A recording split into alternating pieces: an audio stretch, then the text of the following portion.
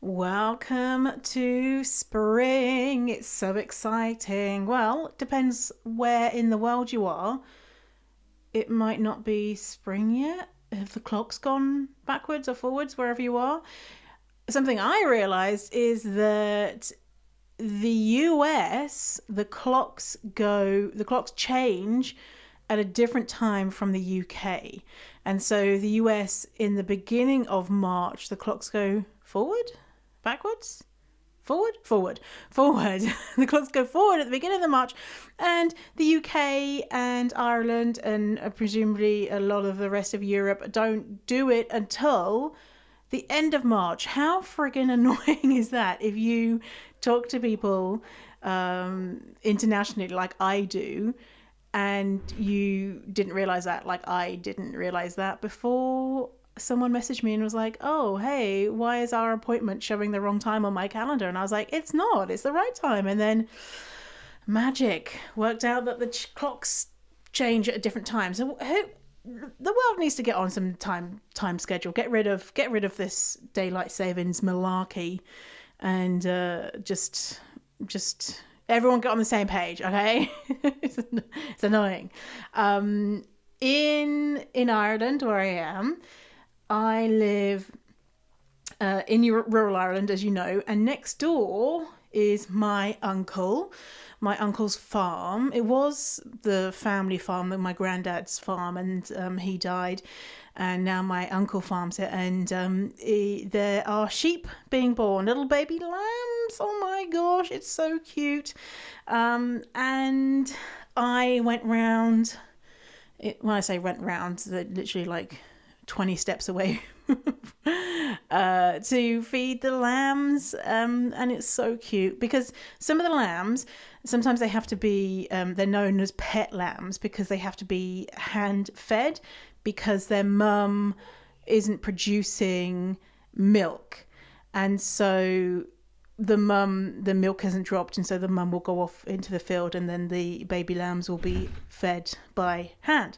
And so I went to feed some of the baby lambs, and eventually they'll be adopted by other mums whose milk have dropped.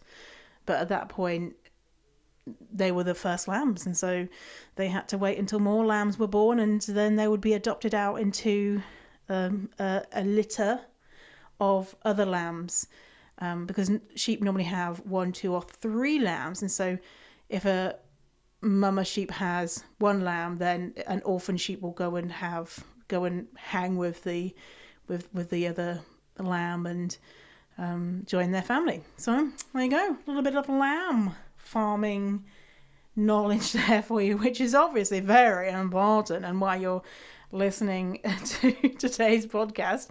Or rather, you are listening because this really interesting question of, do you think about food all the time? Can you be addicted to food? Can you be addicted to sugar?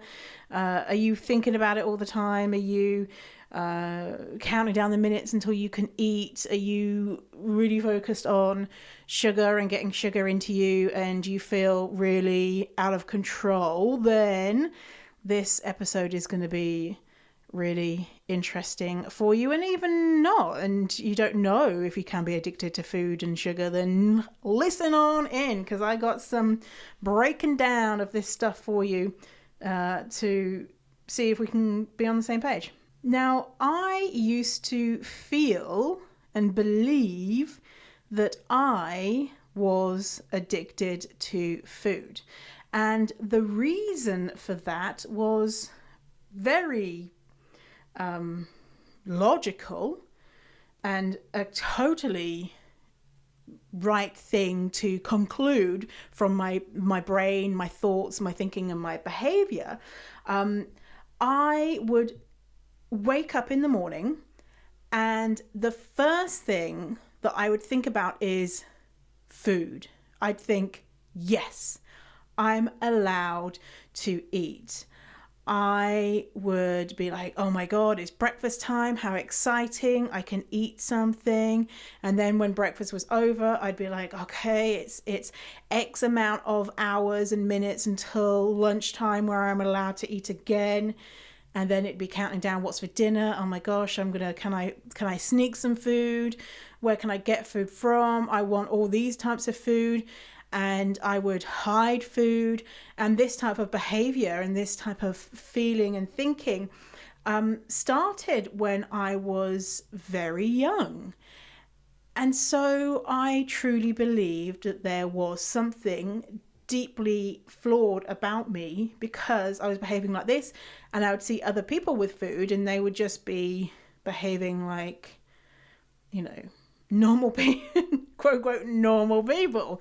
So there was something wrong with me, right? There was something wrong with my brain. And I have addiction in my family. So my dad was an alcoholic.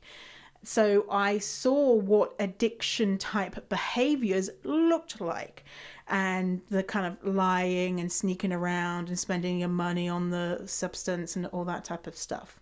At one point, I thought it would be a really good idea for me to go to Overeaters Anonymous if I wanted to cure this addiction that I had to food. But I was too scared, and I was just like, oh no, whatever. For whatever reason, I didn't. But and I'm so pleased that I didn't, because it would have only made me even more disordered around food. And so what was going on there? And if you have experienced this, if you are experiencing this obsession with food, this just needing it, just wanting it, desiring it, certain types of food have this sway over you, and you say things like, oh, don't leave that around me, I'll eat it all up, or you can't leave any biscuits in the cupboard with me around because I'll eat them. If you are experiencing those types of things, this is what is happening. So I call it the diet land swing. The diet land swing. So I want you to imagine a swing that you just swing on, a swing like in the playground. When you restrict, and restriction is denying yourself certain things, whether it be one food group, a whole, eating less food on a whole, mentally or physically denying yourself, any type of restriction, what you're doing in that moment is you're pulling the swing back as far as possible. And the more you restrict, the higher you're pulling that swing back. Now, you cannot hold that swing up like that forever. It is physically impossible, and I'll tell you why in a second.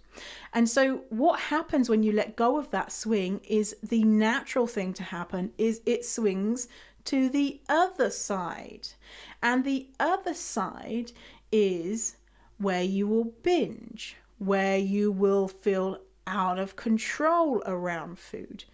And that other side feels very scary. It feels very your behavior is upsetting. It's upsetting to be in that place where you are binging, where you're allowing yourself food. Now, you might physically be allowing yourself certain food, but you're not necessarily emotionally allowing yourself because you're beating yourself up. And so the reaction from that, and the higher the swing one way of restriction means the higher the swing into binging. And when you're at the very peak of the binging, there's only one way to go, and that's back into restriction. And the restriction will this cycle of restriction binge will continue forever, for as long as you're pulling up that swing into restriction. Now, as soon as you stop pulling it back up and putting yourself on a diet, saying, oh, I mustn't eat this thing, or I mustn't do this, or I must not eat past this time, or whatever it is that you've decided that you shouldn't do or should do, it's making the swing higher. But as soon as you stop doing that stuff, the swing loses its momentum. Now, it's not immediately it will lose its momentum, because that's not the way swings work. It will slowly, go into binge, and then it will slow down, a little bit of restriction because you still might be mentally restricting, and slowly it will rest in the middle. And the middle is food neutrality. The middle is where you would be intuitive eating. And that is what quote unquote normal is. I say quote unquote because, who's normal? What's normal? It's all made up. And so that is what is happening in an analogy sense when you feel like you are addicted to food. Now, are you actually addicted to food? Well, maybe if you see, it depends what you think addiction is. So addiction, let me give you the definition. According to Wikipedia, addiction is a brain disorder characterized by compulsive engagement in rewarding stimuli despite adverse consequences. Okay, let me read it again. According to Wikipedia, addiction is a brain disorder characterized by compulsive engagement in rewarding stimuli despite adverse consequences. Okay, so are you addicted to food? My response is no, the way that I view what addiction is. Because, for many reasons, I'm going to go into more in a second, you need to eat. So you might say with that definition, yeah, I need to eat, but I'm still addicted to it. Well, what adverse consequences would you be experiencing from this food addiction that you perceive yourself to have? What are those adverse consequences? Are they actually as adverse as you think? Or are they something that you have maybe made up, or something that you have been taught, which is not necessarily based in reality? And think of that in comparison to another rewarding stimuli that has adverse consequences and what those adverse consequences look like. They look very different. Now, there is a lot that is going on in your body when you restrict. So when you are on a diet or any type of restriction. And I want to tell you what they are so you understand more that there is a chemical process that is happening in your brain, in your body, that is making you feel like this is even more extreme, that this is a big problem for you, that this is an addiction. And once we understand that, we can say, okay, that this is why I feel so out of control. So restriction makes you fixate on food. It makes food taste more delicious. So that food type, whatever food that is you're craving, as soon as you put it in your mouth, things are happening in your brain to make that food taste like the best fucking thing that anyone has ever created, right? Think about when you're really, really hungry and someone puts food in front of you and you're just like, oh my God, la, la, la, I need it, right? Your brain needs to help you increase those feelings of the food being delicious because it wants you to eat more. Because what is happening when you are restricting and your body is losing weight is it is in starvation mode. It doesn't know that you're just, trying to lose 5 pounds or 50 pounds or whatever, and then you'll stop and then you'll eat again. All it knows is you have less fuel than your body needs, and your body is losing weight. And so your body is like, fuck no, I don't like this. So it makes food taste more delicious. It makes food smell more delicious.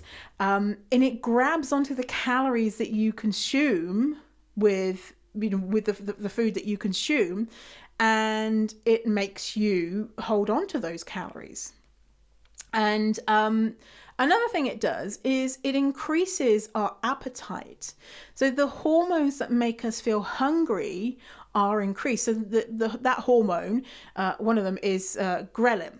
So ghrelin is something that is made in the stomach, and it will stimulate hunger by going to the brain and increasing the activity of the hunger causing nerve cells and reducing the activity of hunger inhibiting cells. So when you eat and your stomach becomes empty, the release of ghrelin increases. So ghrelin makes us feel hungry. And when we're dieting, we have more ghrelin. Now, another hormone is leptin. Leptin is an appetite suppressing hormone. So when you have had enough food, your body will release leptin to say, I'm cool, that's enough, thank you. And other things are going on when you have enough food, but leptin is released, and it says we've got enough storage here. It's like, the light on your car that says we've got enough fuel, and so leptin is like, we're cool, we've got enough. Leptin goes down, and so you feel more hungry, and then when you eat, you are less satiated. You don't feel full. So that's what's happening when you restrict.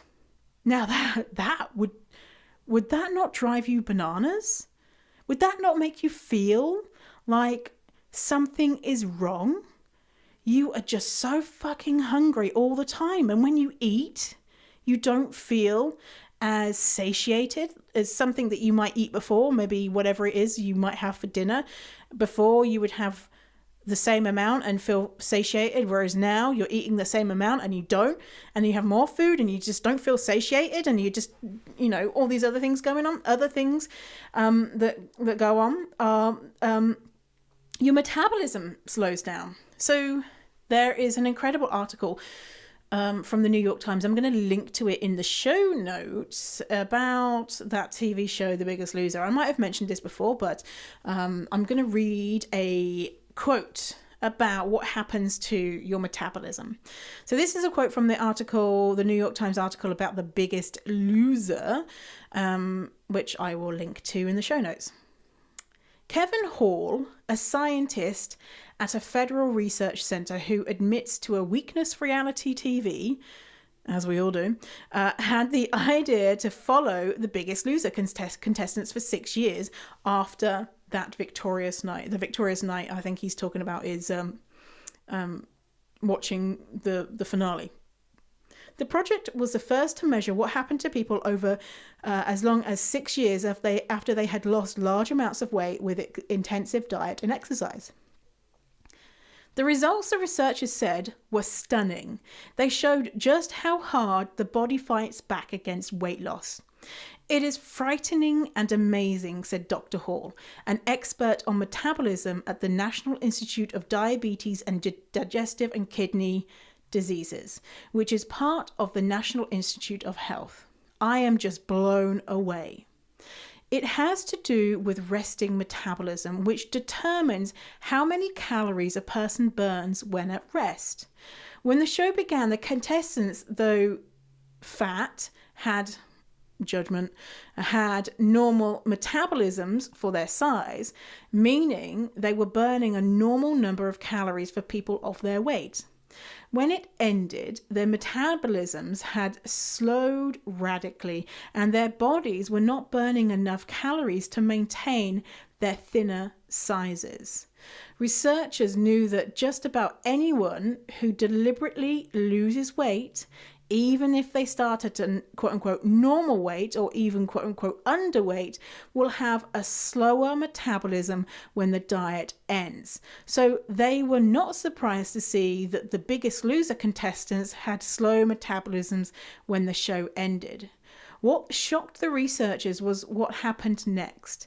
As the years went by and the number on the scale climbed, the contestants' metabolisms did not recover. They became even slower, and the pounds kept piling on. It was as if their bodies were intensifying their effort to pull the contestants back to their original weight. So that is an excerpt from the article in the New York Times about The Biggest Loser. Content warning there. There are O words, and there is a little bit of judgment in regards to size. There was a bit in there where I said fat, but they actually used an O word. But it's very, very interesting. Anyway, so with a slow metabolism, other things happen too. Another thing is that your muscle mass decreases and your fat mass increases because muscle uses more energy. And we don't need our body to be burning energy if we are starving, right? Your body is trying to keep you alive. And so it's not like, right, okay, let's burn some more energy so that we burn more calories and then we die quicker. We need to be burning less energy because we are literally starving. And because of that as well, you do not want to move your body. And so on top of that, you will feel like you're lazy because you do not have a massive desire to go out and run a marathon because your body's like, listen up here. Hello, we're dying. Just have a rest. Eat something. Oh my God, if you eat something, then I'm going to just, I'm going to love it, please. And then if you're forcing yourself to go out and you're like, why don't I want to do it? It's so hard for me to do it. Well, it's because your body is begging you to stop with this regime. So I was addicted to food in the same way that I am addicted to breathing. I was addicted to food in the same way I'm addicted to drinking. The same way I am addicted to sleeping. The same way I am addicted to doing a poo. I can't stop myself. Every day, all I'm doing is breathing in and out all the time. And no matter what I do, I can't stop myself. And if I try and hold my breath for as long as possible, when I eventually have to breathe again, I take a massive gasp. And that is what's happening is when you restrict yourself, it's like you're holding your breath and it can't go on forever. It just simply cannot. And then you take a big gasp, and that big gasp is that addictive type behaviors, that binge, that eating the foods that you've decided are bad. And when you're holding your breath, when you get into that point where you're just like, I need to breathe, all you're thinking about is breathing, right? You're not thinking about what to watch on Netflix later. You're thinking about breathing, because if you don't, then you'll die. And so you're thinking about food so much because if you don't, then you'll die. If you don't eat, you will die. So all of that is enough to make you feel irrational, desperate, and unbalanced, and have the feeling that you are addicted to food. So you might want to say, yeah, I'm addicted to food because there's negative consequences if I eat food, because if I eat food, then I get fat, or if I eat food, some other consequence. And that is something for you to explore in regards to fat phobia, because is it a negative consequence if you happen to put on a little bit of weight or a lot of weight? Does that make you a bad person? What's going on there? So let's talk about sugar, because you might say, okay, well, food, okay, whatever, I get that, we need to eat food, but sugar, I am definitely addicted to sugar. Oh my gosh, sugar, don't leave me around sugar. Don't leave me around chocolate, because I'm just going to eat it all. I'm just crave it all the time. So if that's you, let's talk about that. Now, studies have shown no conclusive evidence when looking at human brains that sugar is addictive to humans. There is no scientific evidence whatsoever. whatsoever. People love in the diet world saying and pathologizing people by saying you have a sugar addiction. You don't. You don't have a sugar addiction unless there's some very, very rare medical cases where something very strange is going on. You don't have a sugar addiction. So I mentioned this before. What behaviours of addicts, actual addicts, what behaviours do they display? Are you displaying the same behaviours with addicts? So how many times have they had on that show Intervention? You know Intervention, where they get addicts and the whole family comes around and say, if you don't change your life, then we're all going to leave you and blah, blah, blah. How many times have you seen someone on there with a sugar addiction? Never. Never, right? Because supposed sugar addicts don't act in the same way as people who are actual addicts, right? You're not like, oh my God, I just need one more hit of sugar. And if I don't get another hit of sugar, then I'm going to rob my grandma. I'm going to, take money from my mum's purse. I'm going to destroy my life in the search of sugar. I'm going to probably lose my job because all I do all day long is eat sugar. My bag is filled with hundreds of pounds of pure sugar, and I go searching for sugar late at night. And you might go searching for like chocolate late at night because you might want some. And this behavior, you're like, oh my God, I'm such an addict because I'm going late at night shopping to get some chocolate. But it's not the same at all, right? What happens to addicts if the behavior goes unchecked? They hit rock bottom. They lose their families, they lose their jobs, they lose their homes. They end up in terrible situations. And of course, it's absolutely not their fault. That's just what happens, right? And not always. Sometimes there's functioning addicts.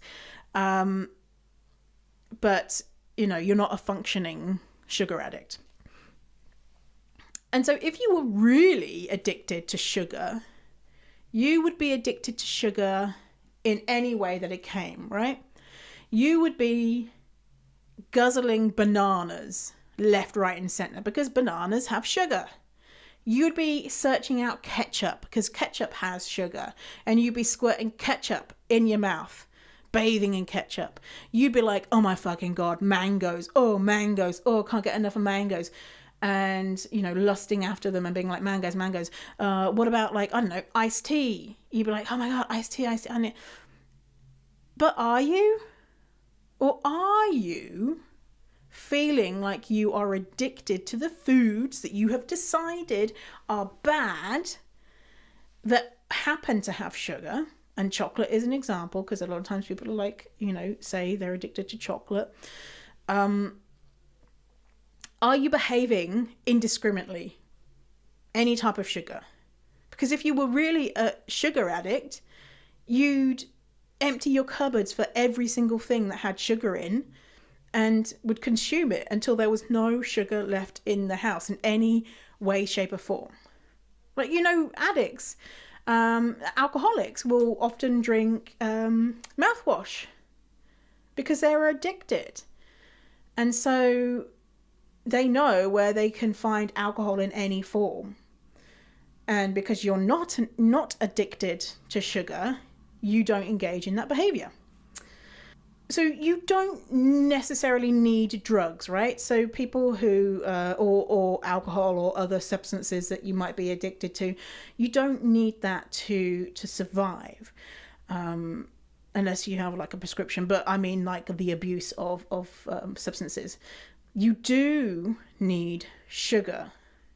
Your brain needs sugar to function. Glucose, a form of sugar, is the number one source of energy for every single cell in your body. If you don't have sugar, you will die. Okay? And the less sugar that you eat, the more you crave it. The fact that you're denying yourself sugar is the reason why you want it so much.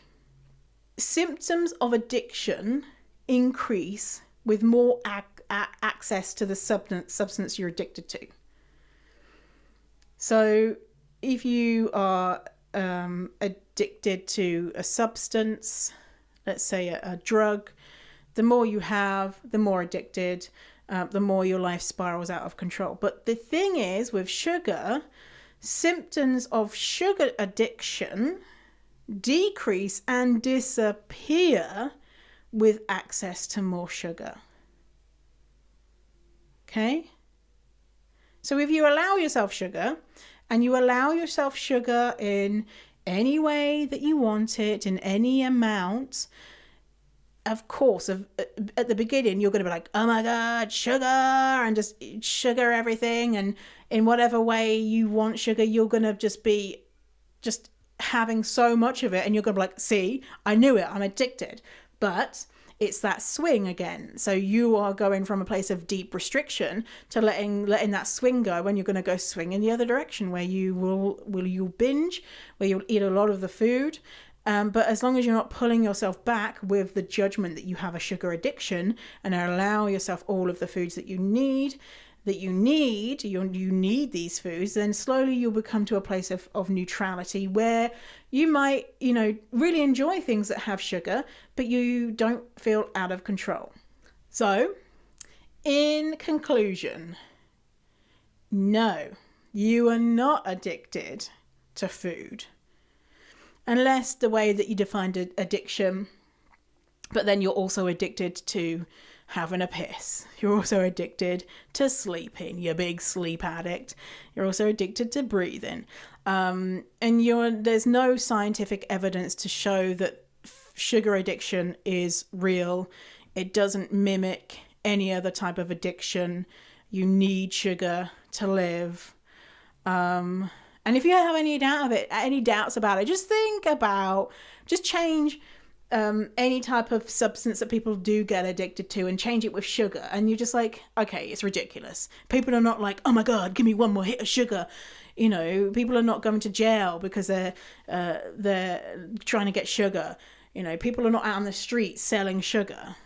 Even though some health authorities are like, we should ban sugar, and we should only let, they have ridiculous ideas about only letting sugar being in the back of the store and all shit like that. Oh my God, it's so maddening, which is just going to make people think that they're more out of control with food and any type of substance, or, when I say substance, I mean, chemical, which is everything is a chemical, any type of food stuff. Imagine if they did that. Imagine if all of a sudden we decided, I don't know, apples were illicit. Oh my God, we're all just so obsessed with apples.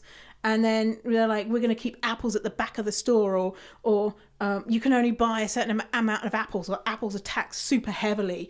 And people are like, oh my God, you don't leave me around an apple because I'll just eat all of the apples. Soon you'd start be like, oh yeah, apples are delicious. Oh, maybe I'll go and see what apple selection they've got. And when someone brings an apple into the house, you're like, oh, they've got an apple. Oh, it smells so good. Oh, right? It's just normal human behavior. The things that we can't have, we're telling ourselves we can't have, we so desperately want. Like when I had braces, I couldn't bite into an apple, and the whole time I was just like, oh, I can't wait to bite into an apple. And that was the first thing I did when I got my braces off, was a 15-year-old was bite into a big juicy apple. And then I was like, And that's another thing, is when you start allowing yourself all of these foods, because all of those chemical things that are happening in your body, and that your body is no longer needing to force you to eat, and force you to stop moving, you'll start eating food and you'll be like, oh, wasn't as good as I remembered. How disappointing. Or I used to always deny myself this thing and it's pretty meh, Yeah, so hey, I haven't told you this in a good few podcasts, but if you leave me a review on Stitcher, on Apple Podcasts, when I get back to North America, I'm going to put the show on Google Podcasts. Apparently there's a Google Podcast, but you can't access it in Europe. I didn't know this. Anyway, so if you're thinking I want to get onto Google, I don't know if Google do reviews anyway, but anyway, all of that rambling for me to say, leave me a review. Before you submit the review, take a screenshot and email me, victoria@fiercefatty.com, and I will send you a digital and audio version of my best-selling book called Fierce Fatty, Love Your Body and Live Like the Queen You Already Are, which is great. And if you don't want the book and you just want to leave a review, then you get good fatty kudos points. You get good deed points in your brain, in your life. Hey, there's a song that I'm really digging at the moment. I'm gonna play a snippet for you. It's called Tonight You Belong to Me, and the version that I really like is Patience and Prudence from like 1950s. It's a really super sweet song. I think it might be big on TikTok, but I heard it in someone's Instagram story. They were like dancing to it, and I was like, oh, that's a really pretty song. And then I found it, and I've just been listening to it like for 50,000 times in the last 2 weeks. So I'll leave a link to that song so you can get, if you want some, old. It was actually originally written in like the 20s, and it's been covered a few times, and there's been a recent cover for like falling asleep baby songs, but it's a really sweet song. Yeah, so go and check it out. I like it. Yeah, so remember, if you have a question that you want me to answer in the show, then in the show notes there will be a link for you to submit your question, and you can do it anonymously, or you can tell me your name. And the questions which are most relevant to the show, I will absolutely answer for you, because you ask some great questions, and some questions which aren't they might be just more suggestions, and so then I will make a show out of your suggestions as well. So yes. Okay, well, thanks for hanging out with me today. It was amazing, and I will see you next time on the Fierce Family Podcast. Okay, bye.